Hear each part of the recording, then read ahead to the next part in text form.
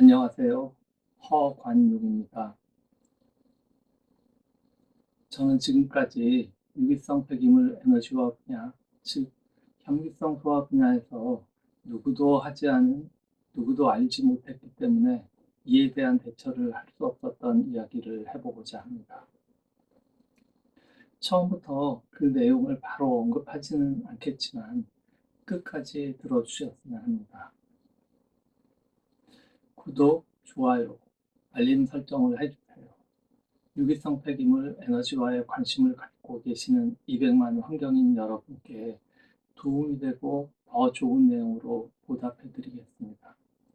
다음번 영상 제작에도 큰 힘이 될 수 있습니다. 오늘 말씀드릴 내용은 지금까지 누구도 하지 않았던 얘기를 꺼내어 해보고자 합니다. 다만 이 얘기는 지난 시간에 언급된 부분과 관련이 있습니다. 그래서 지난 시간에 이어서 TS, VS 농도 등 미생물로 판단할 수 있는 지표 분석을 통해서 내용을 이어나가 보도록 하겠습니다.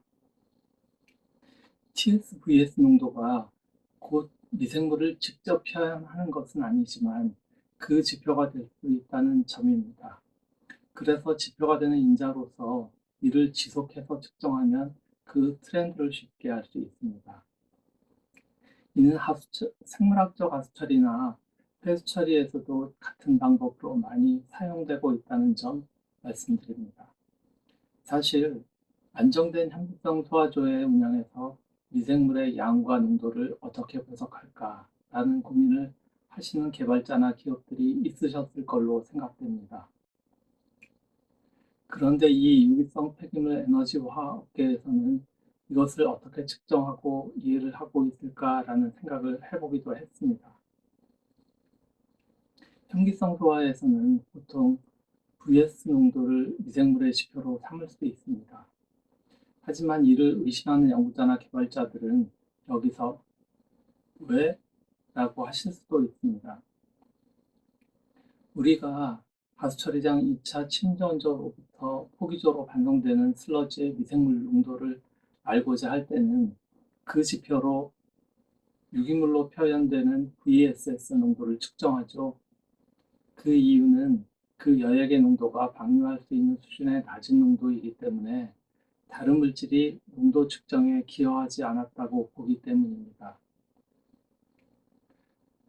즉 방해물질, 아니 다른 이물질이 없다고 또는 있어도 그 오차가 크지 않다는 가정하에서 이루어지는 것입니다.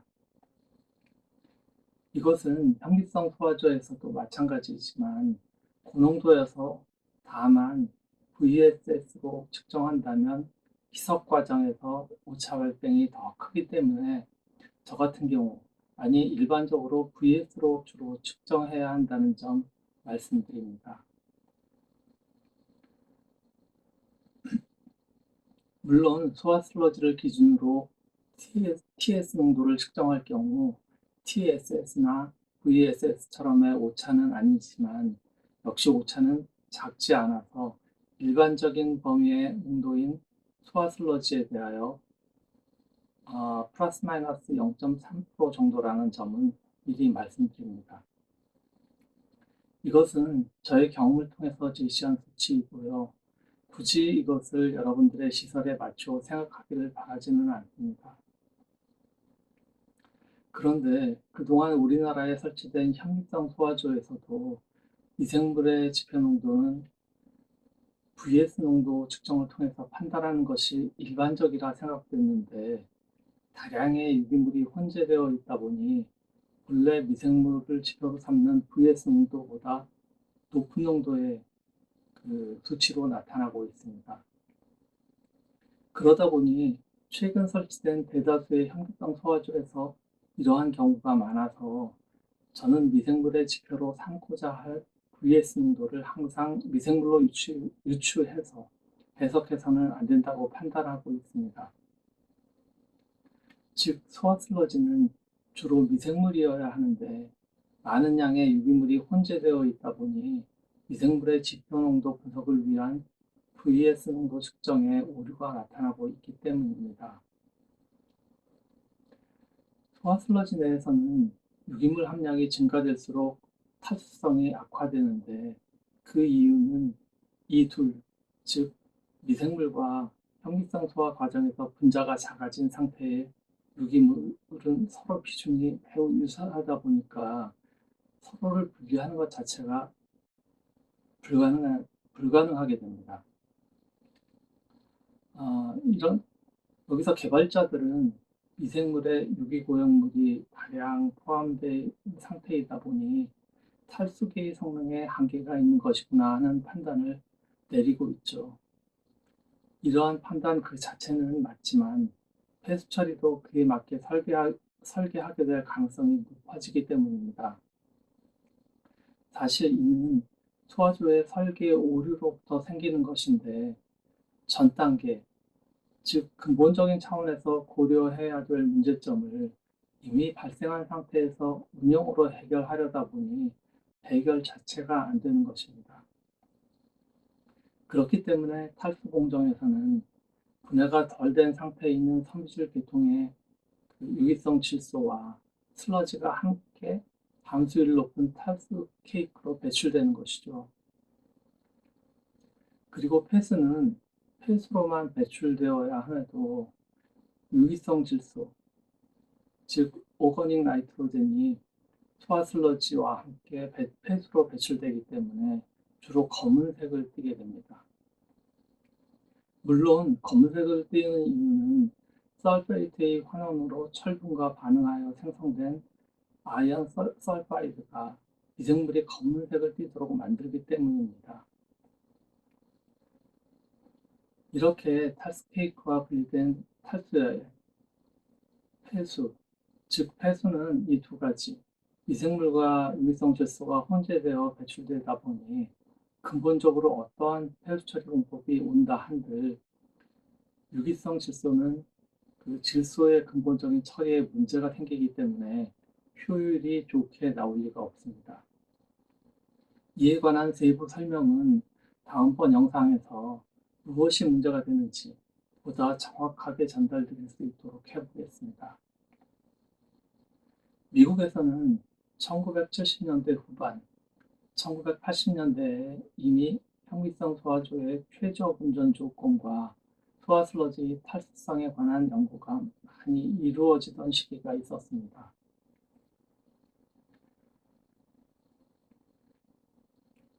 이때 이루어진 연구로 그 스탠다드 메소드에는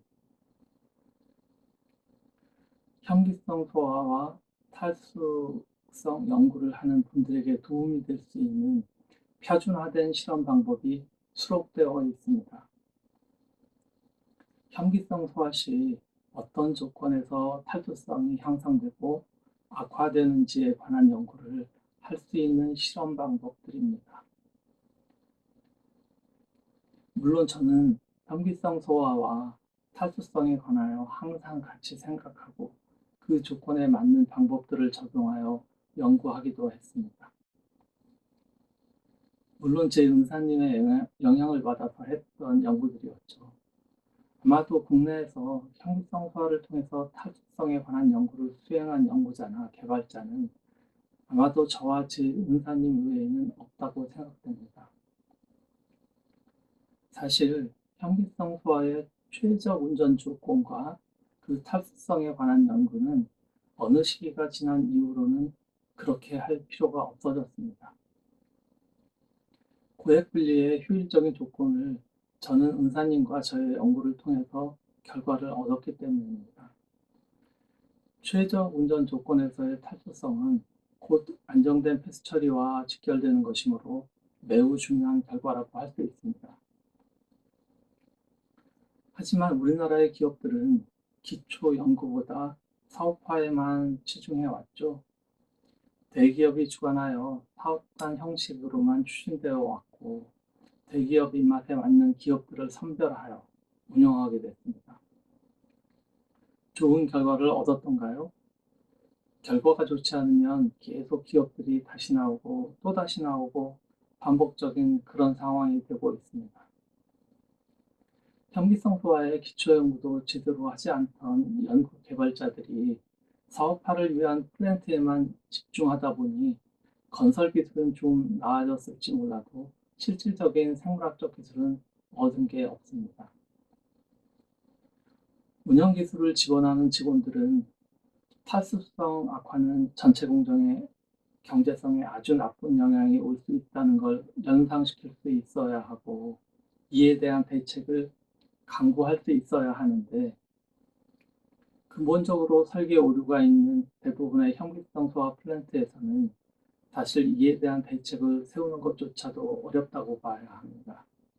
왜냐하면 이런 이유를 찾기가 그들 스스로 쉽지 않기 때문입니다.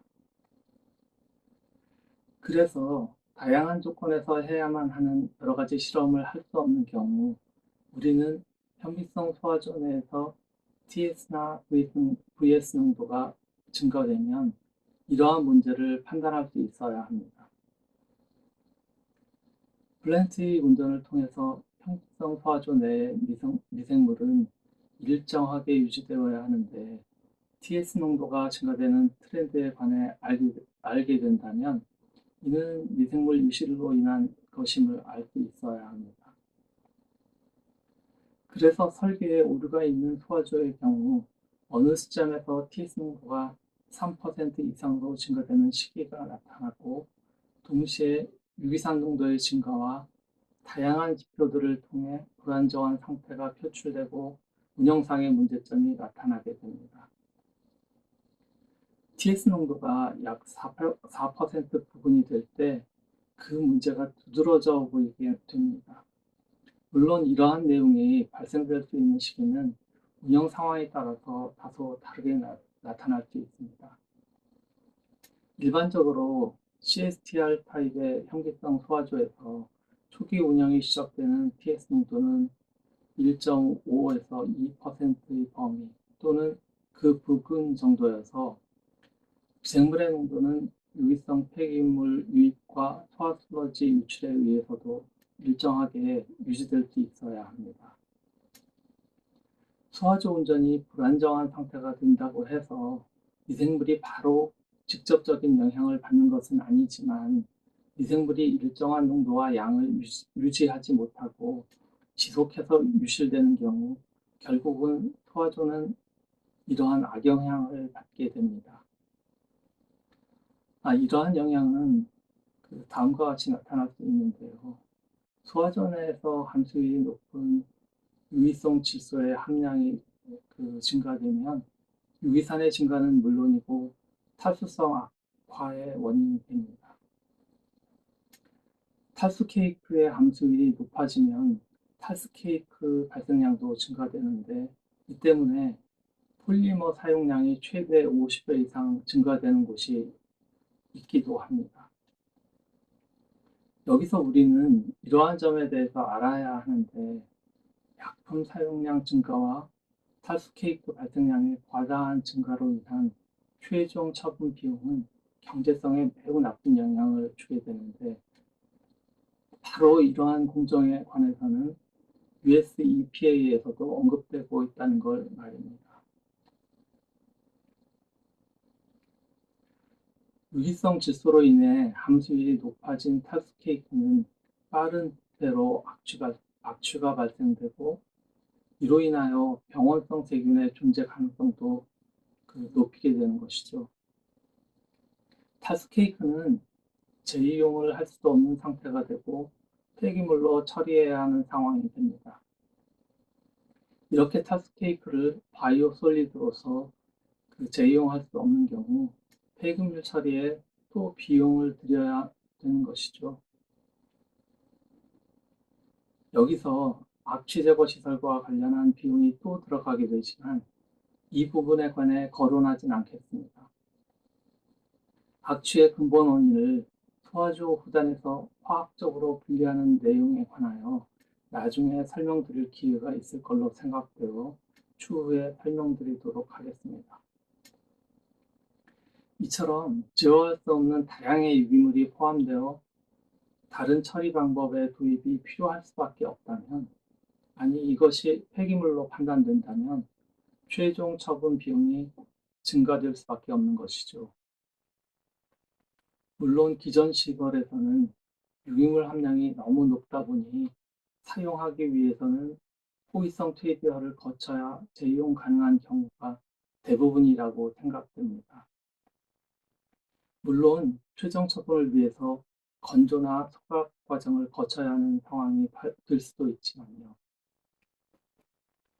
특히 바이오가스의 생산이 정상적이지 못한 상태에서 이렇게 탈수기 발생량이 증가된다면 바이오가스 생산으로 얻을 수 있는 수익이 상쇄되는 결과가 초래되어 바이오가스 생산을 안 하니만 못하는 결과가 생길 수도 있습니다.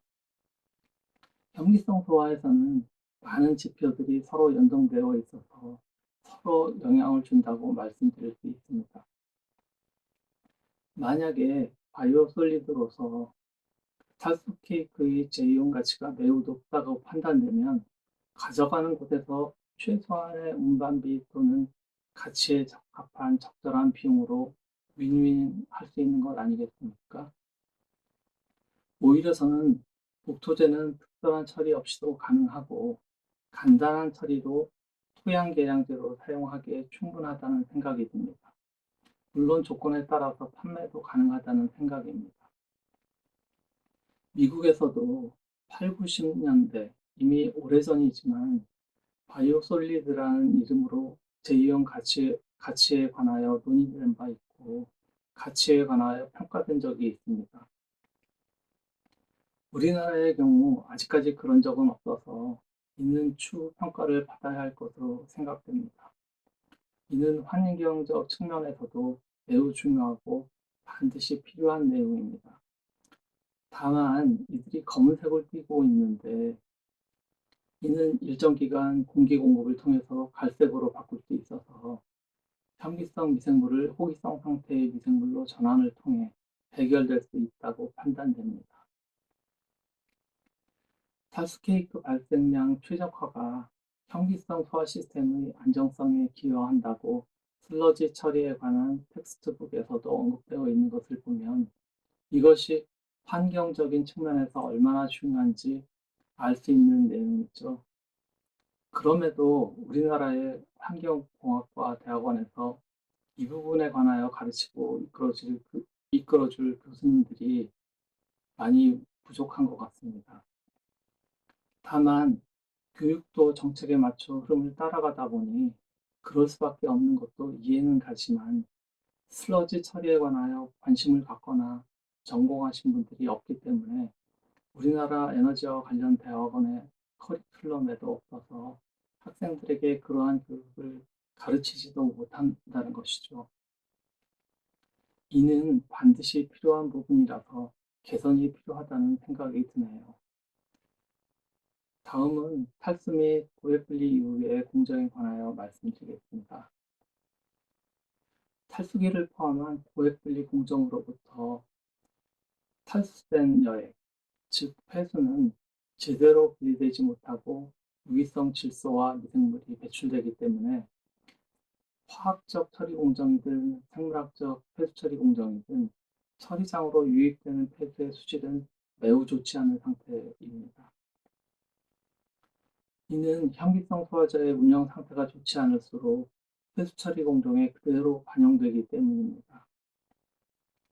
여기서는 많은 양의 유기성 질소와 미생물이 혼재되어 있어서 화학적 처리를 매우 어렵게 하며 높은 유기산과 유기성 질소로 인하여 많은 양의 산소 전달이 요구되기 때문에 생물 반응조의 용량을 비대하게 합니다. 하지만 질산화에는 이론적으로 접근할 수 없습니다. 왜일까요? 화학적 처리도 어려운 조건의 폐수에 대하여 왜 화학적 처리를 하려 들까요? 또 질산화도 어려운 조건의 폐수에 대하여 왜 그런 상태로 생물학적 처리를 하려 들까요? 저로서는 가끔 이 업계가 현기성 소화나 호기성 폐수 처리의 기본 원리도 제대로 모르고 있구나 하는 생각이 들 때가 도대체 한두 번이 아닙니다. 화학적 처리가 원활하게 진행될 수 없는 조건, 생물 반응조에서 진행되어야 할 질산화가 원활하게 진행될 수 없는 문제점이 있다는 것. 이 점에 대해서는 다음 시간 또는 그다음 시간에는 꼭 짚어보고 넘어가겠습니다. 소화제보다의 화학적 처리 효율이나 호기성 폐수 처리 공정에서 총 질소, 즉 TN 농도 제거 효율이 저조한 이유에 관해서 말입니다. 현기성 소화에서는 아주 기초적이거나 원론적인 이야기인데 어느 누구도 얘기하지 않고 있습니다. 모르는 것일까요? 아니면 알면서도 얘기하지 않는 것일까요? 이 내용은 다음 시간에 정리해서 다시 말씀드리겠습니다. 그러한 문제점이 있는 상태에서 생물학적 처리를 위해서 폐수를 처리하고자 한다면 소비자에서 발생 가능한 문제점은 또 나타나게 되죠. 호기조 온도 상승으로 인하여 산소 전달 능력을 떨어뜨림과 동시에 과잉 산소를 유발시키고 이로 인하여 전력비가 상승한다는 점입니다. 여기에 포기조 온도의 과잉 상승은 침전조에서 미생물의 침전성이 나빠져서 수질을 악화시키는 물론 잉여 슬러지의 탈성 악화로 폴리머 사용량 증가를 초래하게 됩니다. 사실 여기까지는 너무 일반적인 내용이죠. 이러한 조건에서도 완벽한 처리가 가능하다면 좋겠지만 소화조에서 배출되어 분리된 폐수는 근본적으로 CN 레이쇼가 낮기 때문에 화학적 처리 없이 생물학적 처리로만은 근본적으로 배출 허용 기준에 적합한 질소 제거 목적을 달성할 수 없는 상태임에도 이를 잘 인지하지 못하고 무조건 본인들이 개발한 공법은 문제가 전혀 없다고 이야기하는 연구자나 개발자들도 있어서 이에 대한 대책도 필요한 상황입니다. 세부 사항에 관해서는 기회가 되면 다시 논하기로 하겠습니다. 이에 대응하기 위하여 서슬러지의 TSVS 농도를 포함한 몇 가지 TSVS 유기산 알칼리도 바이오가스 발생량 TK에 암모니아성 질소 등을 포함한 수질 분석을 통해서 소화조의 운영의 문제를 파악할 수 있어야 합니다. 그래서 앞에서 잠깐 언급해드린 문제에 대하여 다시 생각해보지 않을 수 없습니다. 무슨 문제이냐? 네, 증식되는 미생물의 양보다 소화조에서 다시 표현하면 배출되는 미생물이 많아지게 되면 소화조의 운영에 악영향을 줄 수 있다는 점에 관해서 말입니다. 지난 시간 말씀드린 내용 중에 미생물의 유실에 관한 내용으로 대부분의 연구자나 개발자들이 얘기하는 것을 저는 들어본 적이 없습니다. 제가 드리는 이 내용 역시 연구자, 개발자 입장에서는 처음 들어보는 것일 수 있습니다. 유실되는 미생물이 생긴다는 것은 바로 소화조나 공정상에서 오류가 생길 수 있음을 의미하는 것입니다. 이 내용은 현미성 소화조에 나타날 수 있는 독성으로 분류되는 부분인데 US EPA의 운영 매뉴얼상에서는 다음과 같은 용어로 표현하고 있습니다. 바로 하이드롤릭 톡시서티입니다. 이것은 US EPA에서는 암모늄 알칼라인 프로덕트에 의해 원인이 되었다는 독성의 현상으로 설명되어 있으나 어네어로빅 슬러지 다이제스션에서는 하이드롤릭 톡시서티로 제시되어 있습니다. 이들은 서로 바라보는 측면이 다소 다를 수는 있으나 저는 같다고 생각하고 있습니다. 이들의 이론은 그래서 서로 일치한다 그렇게 보고 있습니다. 그러다 보니 우리나라 대부분의 연구자나 개발자들이 본 용어를 이해하는 데 다소 어려움이 있으실 수도 있다는 생각이 듭니다. 그러면 하이드롤릭 톡시서티는 어떤 의미에서의 독성일까요? 제가 답을 한다면 저는 이렇게 말씀드릴 수 있습니다. 하이드롤릭 톡시스트란 미생물의 유실에 의하여 그 양이 감소된 상태에서 걸리는 일종의 과부하가 지속해서 계속될 경우에 미생물이 제 기능을 하지 못해 생기는 독성, 효율저하라고 표현할 수 있는데, 이를 독성의 범위에서 표현하고 있는 것입니다. 기존 방식의 향성 소화조 내에서 미생물이 유실되면 그 자리에 유기물 농도가 점차 증가되면서 TS 농도가 증가되기 시작합니다. 그 농도가 4.0% 부근에 가까워질수록 유기산 농도는 최악으로 치닫게 되고 바이오가스 생성량이 극단적으로 감소되는 등 나쁜 결과로 나타날 수 있습니다. 앞서 말씀드렸듯이 이러한 점은 유기성 폐기물의 종류에 따라 일어나는 농도와 시기가 좀 다를 수 있다, 이렇게 말씀드릴 수 있고요. 이러한 현상은 TS 농도가 약 4에서 12% 농도의 범위에서 주로 나타나며 거의 대부분의 유기성 폐기물 향유성 소화 플랜트에서 일어납니다.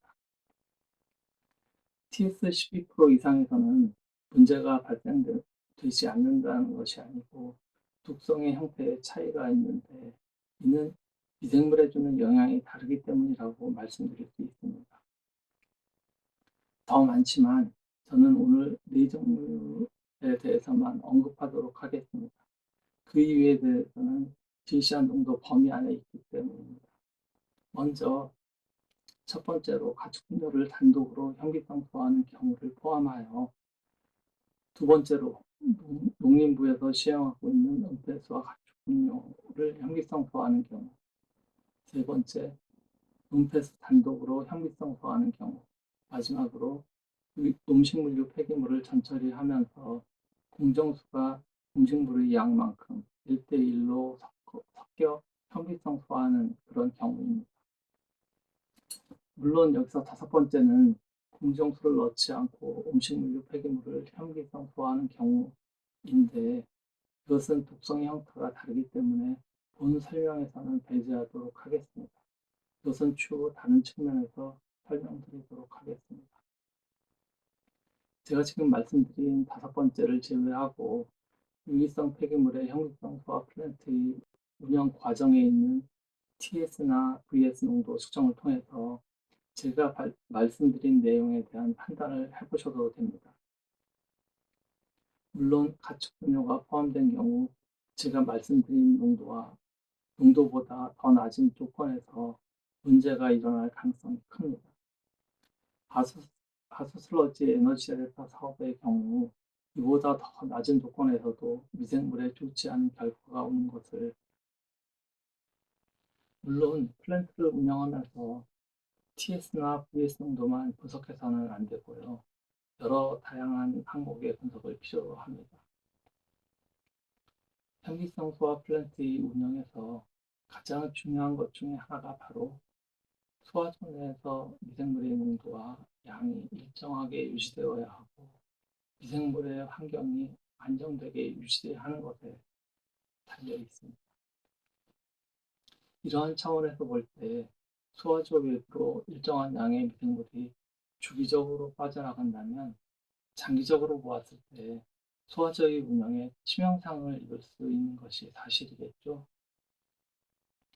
US EPA에서는 현기성 소화조에서 미생물이 유실된다는 의미로 워시아웃이란 용어가 사용됩니다. 예를 들어 우리는 에너지화를 위하여 일정한 양의 유기성 폐기물을 소화조에 주입하게 되는데, 주입된 양만큼의 소화슬러지, 즉 미생물이 소화조 외부로 배출이 됩니다. 여기서 워시아웃이란 유기물을 분해하면서 증식된 미생물의 양보다 소화조 밖으로 배출된 미생물이 많음을 의미하는 것입니다. 이러한 현상이 지속될 때 미생물은 적정한 농도와 양의 유지가 어려워지게 되며 어느 시기에 도달되어 미생물의 제 기능은 극단적으로 감소하게 됩니다. 따라서 소화조에서 미생물이 유실되는지 측면에서 반드시 모니터링이 이루어져야 하는데, 미생물은 그 농도를 분석하는 데 많은 시간을 필요로 하죠. 그러다 보니 비교적 빠른 시간 안에 미생물의 상태가 정상인지 아닌지를 알 수 있는 항목이 바로 TS-VS 농도, 유기산 농도, 알카리도나 바이오가스 발생량 등을 통해서 우리는 추정을 할 수 있게 됩니다. 이제는 대부분의 유기성 폐기물 에너지와 플랜트에서 제가 말씀드렸던 경험을 하지 않았나 하는 생각이 듭니다. 이러한 경험을 했다면 본인들이 운영을 잘못했다기보다는 설계 오류로 그런 상황이 일어났다는 것을 인지할 수 있어야 하는데, 여전히 이에 대한 판단도 많이 부족한 걸로 생각됩니다. 화학적인 분석을 통해서 바이카보네이트 알칼리니티를 분석해 보면 유기물의 분해로 생성되어야 할 바이카보네이트가 더 이상 생성되지 못하고, 남아있는 바이카보네이트조차도 배출되어 영이 되는 지점에 오게 됩니다. 미생물은 이때부터 미생물로서의 역할을 할 수 없는 시기가 오는데, 이 지점에서 우리는 이러한 현상을 셧다운이라고 합니다. 셧다운이 일어나면 나타나는 문제가 상당히 많습니다. 이러한 현상은 현미성 소화제에서 나타날 수 있는 극단적인 상황입니다. 설계에 관하여 다시 한번 들여다볼 필요가 있다 정도가 아니고, 정말로 처음부터 다시 시작한다라는 생각으로 해도 같은 문제를 반복하게 될 수 있다는 점입니다. 현기성 소화조의 운용상 용어로 말씀드릴 때 셧다운이지만, 다른 측면에서는 하이드롤릭 턱시서티로서 오는 최종 결과물이다 라고 표현할 수 있습니다. 대부분의 우리나라 연구자, 개발자들은 이를 알지 못하죠. 용어의 경우 텍스트북에 나오기도 하나, 실제 시설에서 일어나는 것이 셧다운인지에 대한 그 판단 능력이 매우 부족한 상태였을 것으로 생각됩니다. 결국 셧다운은 미생물 유실을 제어하지 못하는 소화조로 설계되었기 때문에 나타나는 현상으로 설명될 수 있습니다. 물론 이를 통해서 부단 폐수 처리에는 유기성 질소로 인한 많은 문제점이 생기는데, 소화조를 포함하여 부단의 화학적 처리 공정이든 생물학적 처리 공정이든 모두 제 역할을 하지 못하게 되는 순간도 생길 수 있다는 점에 대하여 말씀드릴 수 있고요. 이러한 과정에서 여러 가지 경제성에 나쁜 영향을 주는 문제가 생기는데, 이것이 무엇인지에 관해서는 앞선 설명에서 잠깐 언급해 드렸습니다.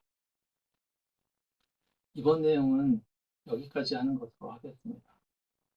그런데 많은 분들이 이렇게 생각하실 수도 있을 것 같습니다. 왜 내가 들어본 적도 없는 얘기를 여기서 이해해야 하는 건지요? 하는 의문을 갖는 분들도 계시리라 믿습니다. 다만 TS, VS 농도가 여러분들이 초기에 식용했던 농도 범위를 넘어서 상승하고 있다면, 제가 드렸던 내용을 다시 한번 되짚어 보시면 왜 허관영이 그런 얘기를 했는지 다시 한번 판단을 해보실 거라는 생각이 들어서입니다. 잘못된 설계는 당장 폐수처리 시설을 개선한다 해도 소화조의 상태는 반복적으로 나빠지기 때문이죠. 연구자, 개발자들이 아무리 유지하고 개선하려고 해도 소화조의 상태 악화는 반복되고 또 그럴 수밖에 없습니다. 왜? 모든 것이 워시아웃으로부터 비롯되기 때문입니다. 대부분의 대표님들의 경우 겉으로는 이러한 내용에 대하여 알고 싶어 하지 않아 하는 것처럼 이야기합니다. 굳이 몰라도 직원들이 다 알아서 한다고 귀를 닫고 있는 분들도 있죠.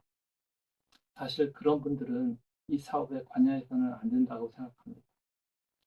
실패의 확률이 매우 큽니다. 일반인들이 그저 이 내용을 듣고 모든 것을 다 아실 수는 없겠지만 이 업계에서 일하는 연구자나 개발자분들조차도 제가 여기서 하는 얘기를 들어본 적이 없는 분들이 대다수라는 생각이 들거든요. 그래도 대표님들에게는 그 흐름을 듣고 바른 판단을 내려 투자할 수 있는 태안을 갖도록 제가 그 지식의 일부를 드리고자 하는 것입니다. 저의 지식과 경험이 여러분의 에너지와 플랜트의 기반을 갖추는데 조금이라도 도움이 되길 바랍니다. 구독, 좋아요, 알림 설정을 해주세요. 유기성 폐기물 에너지화에 관심을 갖고 계시는 200만 환경인 여러분께 더 좋은 내용으로 보답해 드리겠습니다. 다음번 영상 제작에도 큰 힘이 될 수 있습니다. 저의 지식과 실무 경험을 기반으로 한 내용으로 200만 환경인 여러분과 함께 하고자 합니다. 유기성 폐기물 에너지화의 생물학적 기술의 기초를 여러분과 함께 정립하겠습니다. 감사합니다. 지금까지 헛관용이었습니다. 다음 시간에 뵙겠습니다.